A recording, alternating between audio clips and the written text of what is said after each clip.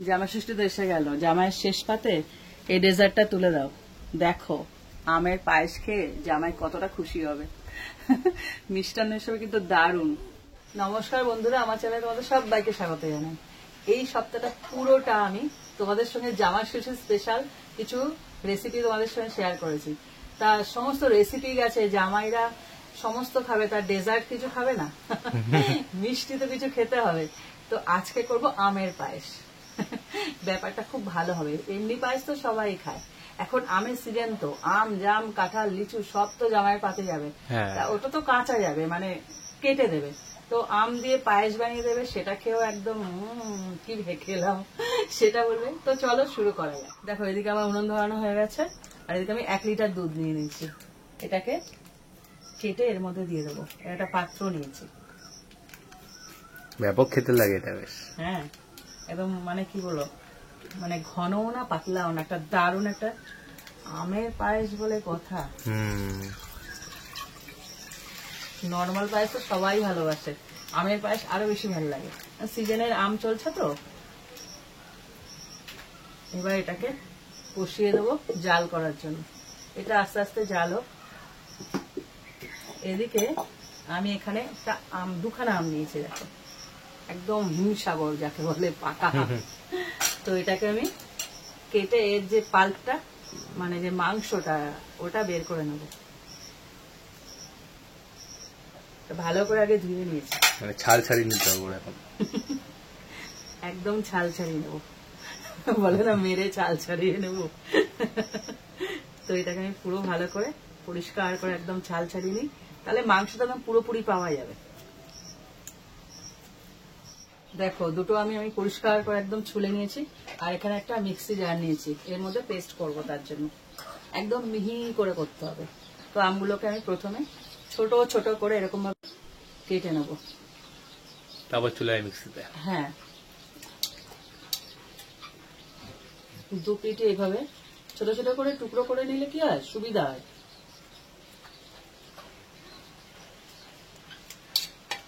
দুটো আমকে আমি এভাবে মাংসটা নিয়ে পেস্ট করে নেব, শুধু আটিটুকু ফেলবো। আমের এই যে মাংসটা যতটা দেবে তত ভালো হবে। হ্যাঁ, আমটা দুটোই আমি কেটে নিয়েছি। এটাকে পুরো ব্লেন্ড করে আনতে হবে, একদম মিহি পেস্ট যাকে বলে। এটাকে করে নেব। তার আগে এখানে 1 কেজি বলছি, 1 লিটার দুধের জন্য এখানে 100 গ্রাম গোবিন্দভোগের চাল নিয়েছি, এটা একটা মাপ। এবার যদি ওটা 2 লিটার হয় তাহলে 200 গ্রাম হবে, আর যদি তার হাফ হয় তাহলে এর হাফ হবে, আমার 50 গ্রাম।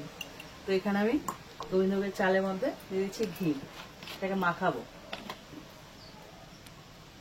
এতে কি বলতো, পায়েসের স্বাদ একদম 6 গুণ হয়ে যায়। ভালো করে চালটাকে মাখিয়ে নেব। ছোট্ট হাঁড়ি তো দেখা যাচ্ছে, এই দেখো। আমি বললাম না আমার কাছে মিষ্টি মিষ্টি সব মাটির জিনিস আছে, তো এগুলো তোমাদের সামনে না দেখালে কখন দেখাবো বলো। তার জন্য আমি এগুলোকে ইউজ করি, আমার খুব ভালো লাগে। তো এটাকে মাখিয়ে নিই ভালো করে। দেখো দুধটা পুরো উতলে গেছে, পাশে একদম দাগ হয়ে গেছে, উতলে গেছে। এটাকে 2-3 মিনিট এরকম ফুটিয়ে নেবো আগে, সঙ্গে সঙ্গে দেবো না। আর এদিকে আমি 3-4টে এলাচের মুখ ফুটে মানে ফাটিয়ে রেখেছি এর থেকে ফ্লেভারের জন্য। আর তোমরা চাইলে কি বলো তো, এটাকে থেতো করেও দিতে পারো, তবে আমি খোসা শুদ্ধই দেবো ফ্লেভারের জন্য। এটাকে ফুটিয়ে নি আরো 2-3 মিনিট। যত দুধটা ফুটবে না, মানে ফুটবে মানে সমানে জাল হবে, তত ঘন হবে, আর পায়েসটা তত বেশি সুন্দর হবে, টেস্টি হবে। হ্যাঁ টেস্টি হবে। তো আরো কিছুক্ষণ ফুটিয়ে নিই। দেখো আরো কিছুক্ষণ জাল করে নিলাম। এবার এর মধ্যে থেকে একটুখানি দুধ, বেশি না, অল্পটুকু দুধ আমি তুলে নিলাম, কাজ আছে। আর এখানে এলাচগুলো দিয়ে দিলাম ফ্লেভারের জন্য। এবার দিয়ে দেবো চালগুলোকে, ভালো মতো ঘি মাখিয়ে নিয়েছি, একদম ঘিয়ে ল্যাটাপাটা হয়ে গেছে। চালগুলোকে দিয়ে দেবো। আমার হাঁড়িটা দেখেছো কি সুন্দর, এই হাঁড়িতে ভাত খেতে পারলে খুব ভালো হতো। এইটুখানি দুগাল ভাত হবে, দুগাল ভাত হবে। কি মিষ্টি না হাঁড়িটা। এবার এটাকে ফুটতে দেবো, আর একটা তেজপাতা দিয়ে দেবো এর মধ্যে। আর যে কোনো মিষ্টি দেখবে একটুখানি যদি লবণ দেওয়া যায় না, তাহলে ব্যালেন্সটা খুব ভালো হয়। শুধু মিষ্টি থেকে দিয়ে দেখো 1 চিমটে লবণ, খুব বেশি না কিন্তু, দেখো একদম অল্প, 1 লিটার দুধে এইটুখানি দিয়ে দেবে, খুব ভালো লাগবে। তো এটাকে আস্তে করে নেড়ে দেবো। এবার চালটা যতক্ষণ না সেদ্ধ হবে ততক্ষণ পর্যন্ত কিচ্ছু মেশাবো না, চালটা সেদ্ধ হতে থাকো। আর এদিকে যে দুধটা নিলাম, এখানে আমি মিল্ক পাউডার নিয়ে নিয়েছি, শুনতেই পাচ্ছি না, এই পাশ থেকে কেটে দিই। হ্যাঁ,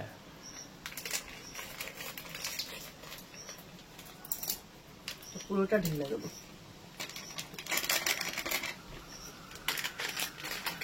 এরকম 2 প্যাকেট আমি নিয়েছি। কি বলতো, একটা গাঢ় ভাব আছে আর খেতেও খুব ভালো লাগে, টেস্টটাই বদলে দেবে পুরো। 2 রকম দুধ যাচ্ছে, একটা লিকুইড আর একটা এরকম মিল্ক পাউডার। এবার এটাকে পুরোপুরি গুলে নেব দুধের মধ্যে। এখনই ভালো লাগছে, ছোটবেলায় মা বকতো, মিল্ক পাউডার চুরি করে খেতাম, খুব মনে পড়ে এখন ওই দিনগুলোকে। এই খাবি না চায়ের দুধ, লোক আসলে দিতে পারবো না, আর ওই কার কথা শোনে। এটাকে ভালো করে গুলে নি, যেন একদম দলা না থাকে। দেখো চাল ফুটছে আর আমি দাঁড়িয়ে দেখছি। এবার কতক্ষণে সেদ্ধ হবে সে অপেক্ষা করছি। দেখো অনেকটা কমে এসেছে। ঠিক এই সময় এর মধ্যে দিয়ে দেবো কিশমিশটাকে। এবার কিশমিশ সহ ফুটুক। ফোটা মানে কি বলতো, সেদ্ধ হওয়া। আমি বারবার ফোটা বলে ফেলি, তোমরা এতদিনে বুঝে গেছো ফোটা মানে সেদ্ধ হওয়া।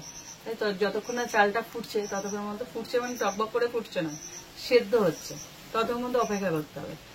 কত কিছু নিয়ে বসে আছি, দিতে পারছি না, এখন তো দেওয়া যাবে না। আর তোমার একটা জিনিস দেখাই, সেদিনকে তোমাদের মটরশুঁটি দেখিয়েছিলাম না আমি অসময়, এই দেখো শীতকালটাকে তুলে নিয়ে এসছে। এই দেখো কি, এটা খেজুরের গুড়। আমি বলছি না, শীতকালটাকে পারলে ধরে রাখতাম। পাটালি আছে, মটরশুঁটি আছে, এখন দেখো পুরো শীতকালে যেটা সবাই পায় সেটা আমার কাছে রয়েছে।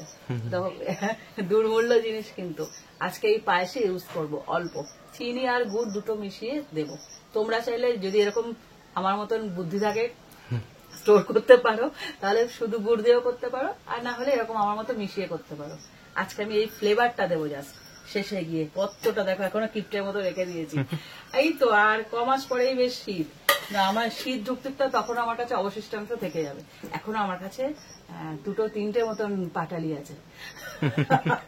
আমরা কি বলতো, আমি বিশেষ করে সারা বছর যে পায়েসগুলো বানাই, প্রত্যেকে তো একবার করে বার্থডে আসে, সেই বার্থডেতে পায়েসগুলো বিশেষ করে আমি এই গুড় দিয়ে করি। আমার নলেন গুড়ের যে খেজুরের গুড়ের যে গন্ধটা, ওফো কি ভালো লাগে। তো আমি একদম সুন্দর করে রেখে দিয়েছি। ভালো না বুদ্ধিটা, বলো? শীতকালটাকে ধরে রাখা গেলে ক্ষতিটা কি? সেই অপেক্ষা কবে শীত আসবে তবে গিয়ে একটু জুটবে, তার থেকে আমি বুদ্ধি করে একদম রেখে দিয়েছি। এদিকে ফুটতে থাকো। দেখো আমি শুধু নেড়ে যাচ্ছি। এবার দেখি চালটা সেদ্ধ হয়েছে কিনা।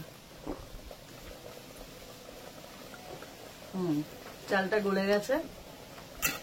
এইবার এর মধ্যে যে দুধটা গুলে রেখেছিল, মিল্ক পাউডার, সেটা দিয়ে দেবো। দেখো একদম ঘন, একদম।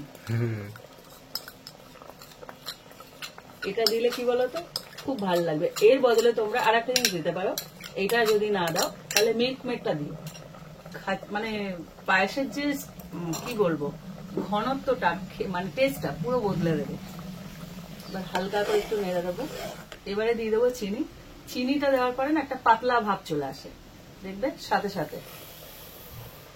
এখানে পরিমাণ অনুযায়ী তোমরা চিনি দিও, যে যেরকম মিষ্টি খাও। এখানে 100 গ্রাম মতন চিনি দিয়েছি আমি। 125 গ্রামের বেশি হবে না, 100 থেকে 125 গ্রাম, কেননা এখানে আমি আরো গুড় দেব। তো যখন একটা মানে 1 পাশ দেবে, মানে গুড় অথবা চিনি, সেই মাপ অনুযায়ী তোমরা দেবে। এবার যে যেরকম মিষ্টি খাও সেই অনুযায়ী দেবে। যেমন আমাদের বাড়িতে একটু মিষ্টিটা বেশি খায়। তো এটাকে গুলে নেবো। দেখো দেওয়ার সাথে সাথে একটা পাতলা ভাব চলে আসে পায়েসে। জাল করতে করতে আবার ঘন হয়ে যাবে। কিন্তু এটার নাম তো আম দই, এখনো আমের দেখা নেই। আমটাকে পেস্ট করে রেখে দিয়েছি, শেষে দেবে। পুরো দেখতে বদলে যাবে মানে পায়েসটা। আমের যে কালারটা, ওফো কি দারুণ হয়ে যাবে। খেতে প্লাস দেখতে দুটোই একদম দারুণ হবে। চিনিটাকে দেখো পুরো গুলে নিয়েছি, আর একটু পাতলা হয়ে গেছে যেহেতু চিনি দিয়েছি। এইবার এর মধ্যে দিয়ে দেবো আমের যে মাংসগুলো পেস্ট করে রেখেছিলাম সেইগুলো। কি দারুণ। এবার এটাকে আস্তে আস্তে মেশাবো, সাথে সাথে যা সুন্দর রং ছাড়বে আর গন্ধ তো বলার অবকাশ থাকে না। দেবো আর মেশাতে থাকবো, রং বদলানো শুরু করবে। কি দারুণ লাগছে, গন্ধটাও খুব সুন্দর বেরিয়েছে। সাথে সাথে হিমসাগর বলে কথা, আমের রাজা।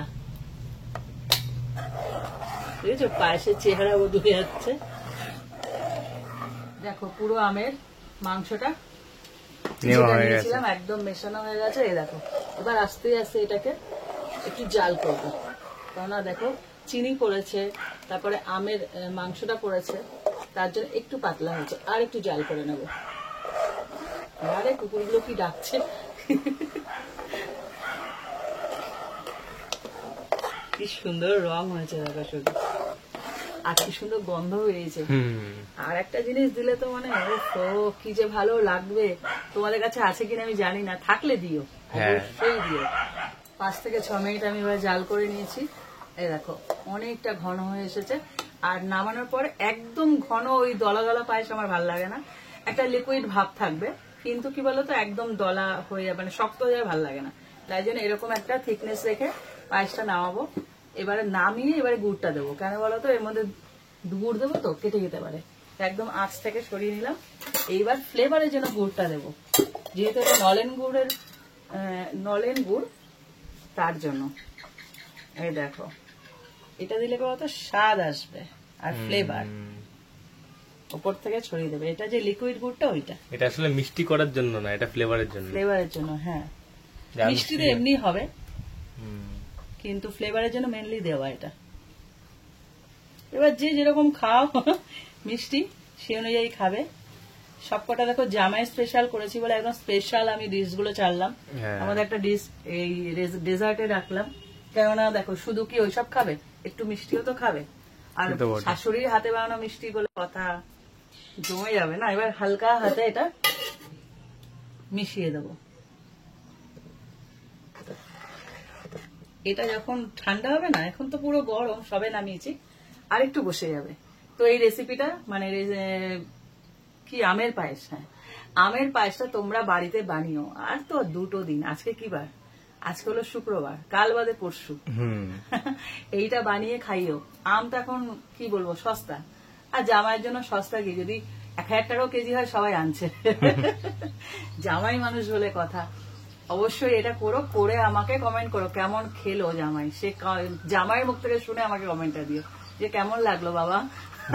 তখন বাবা শাশুড়িকে জানাবে যে না মা খুব ভালো খেলাম, তবে আমায় কমেন্ট করে যে কেমন খেলে, ভালো খেয়েছো। আর এটা শেয়ার করো, এরকম ভালো লাগলে লাইক দিও, আর এরকম আরো রেসিপি পেতে আমার চ্যানেলটা সাবস্ক্রাইব করে দিও। তো আজকের মতন টাটা।